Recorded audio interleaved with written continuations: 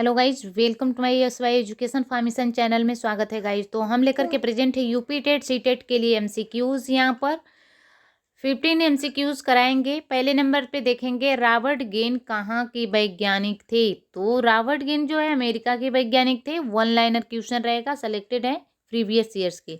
Robert gain ने बालकों के जो है डेवलपमेंट को ध्यान में रखते हुए अधिगम लर्निंग की प्रोसेस को कितने भागों में डिवाइड किए थे। तो इन्होंने 8 भागों में इसे डिवाइड किए थे। तो पहले पे क्या आ जाएगा, इसकी श्रृंखला यदि आप पढ़े होंगे तो आपको पता होगा कैसे बनता है। तो ये जो है बना होता है इस तरह से। तो यहाँ पर सबसे पहले समस्या समाधान, सिद्धांत अधिगम, प्रत्येक अधिगम, बहु विवेदन अधिगम, शाब्दिक अधिगम, श्रृंखला अधिगम, उद्दीपक अधिगम और जो है आर्यस अधिगम भी कहते हैं इसे, संकेत अधिगम। आ जाते हैं नेक्स्ट, हम देख लेते हैं हमारा क्वेश्चन यहाँ पे कि रॉबर्ट गेने के अकॉर्डिंग जो है अधिगम का सबसे निम्न स्तर कौन सा है। तो संकेत निम्न स्तर माना जाता है। रॉबर्ट गेने के श्रेणी क्रम सिद्धांत के अनुसार जो है अधिगम का सबसे उत्तम स्तर कौन सा होता है। तो समस्या का समाधान। सबसे पहले संकेत होता है, संकेत के बाद क्या होता है, उद्दीपक जो है आर्यस थ्योरी आप पढ़े होंगे, अधिगम भी कहा जाता है। तो उद्दीपक उत्पन्न होता है, फिर श्रृंखलाबद्ध उसे का जो है अध्ययन किया जाता है, शाब्दिक रूप से जो है अधिगम किया जाता है, बहु मतलब कई तरह की उसमें समस्या खड़ी होती हैं। तो फिर इसके बाद प्रत्येक का जो है अधिगम किया जाता है, सिद्धांत का निर्माण किया जाता है, फिर समस्या का समाधान हो जाता है। तो आ जाते हैं नेक्स्ट का, देखते हैं कि रॉबर्ट गेने के अकॉर्डिंग बालक का जो अधिगम कब पूरा हो जाता है। तो बालक का अधिगम जो है 12 वर्ष के उपरांत जब वह अपनी समस्याओं का समाधान करने लगता है तो पूरा हो जाता है। शास्त्रीय अनुबंधन, क्लासिकल कंडीशनिंग थ्योरी का सिद्धांत किसने दिया था। तो पावलो ने दिए थे, कुत्ते पर प्रयोग किया गया था। पावलो का जो है कि संप्रदाय के समर्थक थे, तो व्यवहारवादी थे। और डमरू पर जो है बंदर का नाचना किस प्रकार के सिद्धांत पर माना गया है। तो शास्त्रीय अनुबंधन के सिद्धांत पर। खेत में जो है बीजुका का खड़ा करना और जैसे यहाँ नहीं होता है कार्टून टाइप बना करके, उसे देखकर पक्षियों का जो है भागना किस प्रकार का सिद्धांत है। शास्त्रीय क्लासिकल कंडीशनिंग थ्योरी, कैसा कंडीशन उत्पन्न कर देना किसी तरह का। सुल्तान नाम के चिंपैंजी का किसने प्रयोग किया था। तो कोलर ने किए थे। गर्भवती महिला में जो है कितने वजन की जो है वृद्धि हो जाती है। तो 10 से 12 किलोग्राम की जो है उसमें वजन बढ़ जाता है। तो मनुष्य की प्रजाति का नाम क्या होता है। तो होमो सेफियंस होता है। पिंड अवस्था का समय है तो 2 सप्ताह से लेकर के 8 सप्ताह के लगभग होता है। डिम्ब अवस्था का समय होता है 14 दिन का होता है। जन्म के समय बालक का जो है औसत वजन होता है 2 किलो 700 ग्राम का होता है।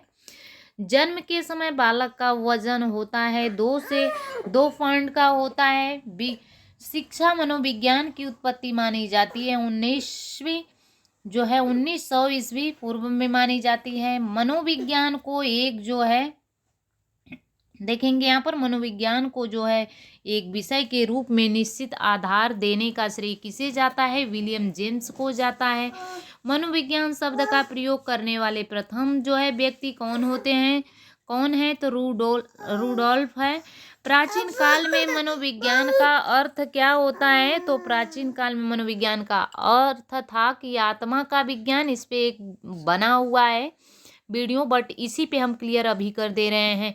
और 17वीं शताब्दी में जो है मनोविज्ञान को कहा जाता था मन या मस्तिष्क का विज्ञान।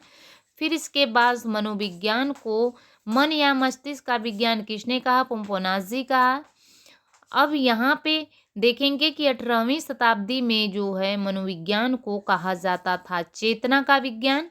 20वीं शताब्दी में जो है व्यवहार का विज्ञान। तो सबसे पहले माना जाता था आत्मा का विज्ञान, जो है आत्मा के विज्ञान के बाद मन मस्तिष्क का विज्ञान माना गया, चेतना का विज्ञान। फिर लास्ट में जो है व्यवहार का विज्ञान, जो 20वीं शताब्दी में जो आज चल रहे हैं वही मनोविज्ञान कहा जाता है, व्यवहार का विज्ञान वाटसन के द्वारा। नेक्स्ट व्यवहार का जो है विज्ञान वाटसन के, एक क्वेश्चन नहीं बोल दिया यहाँ पर। शिक्षा का अधिकार 2009 में बना था। शिक्षा मनोविज्ञान की पहली पुस्तक लिखी गई थी, थार्नडाइक 1903 में लिखे थे।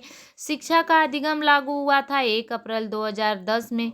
शिक्षा का अनिवार्य एवं निःशुल्क फ्री एंड कंपल्सरी एजुकेशन अधिगम लागू किया गया था 4 अगस्त 2009 में। एक कक्षा में शिक्षक एवं छात्र का अनुपात होना चाहिए 1:40 होना चाहिए, यानी 40 होना चाहिए। मनुष्य की स्ट्रक्चर संरचना कितने गुणसूत्रों से? तो 23 गुणसूत्र से बने होते हैं। लिंग का निर्धारण कौन सा जोड़ा करता है? तो 23वां जुड़ा करता है। डिम्ब अवस्था में कितने दिन के होती है? तो 14 दिन की होती है। पिंडावस्था का जो है समय कितना का होता है? तो 14 से 22 महीना का होता है। गर्भवती महिला का वजन कितना बढ़ जाता है? 10 से 12 किलोग्राम का बढ़ जाता ही है। अब यहाँ पे देखेंगे मनुष्य किस प्रजाति में आता है? तो होमोसेफियन में आता है। होमोसेफियंस में आता है गाइस। जन्म के समय बालक का वजन कितना होता है? तो 2 किलो 700 ग्राम, या तो 7 से 7.5 पाउंड होता है। एजुकेशन साइकोलॉजी की उत्पत्ति कब हुई थी? तो 19वीं शताब्दी। कुछ क्वेश्चन दोहराए जा रहे हैं, तो वैसे आपका ही बेनिफिट हो। मनोविज्ञान का जो है एक विषय के रूप में निश्चित आधार का श्रेय किसने दिया गया? विलियम जेम्स को। Thanks for watching, God bless you.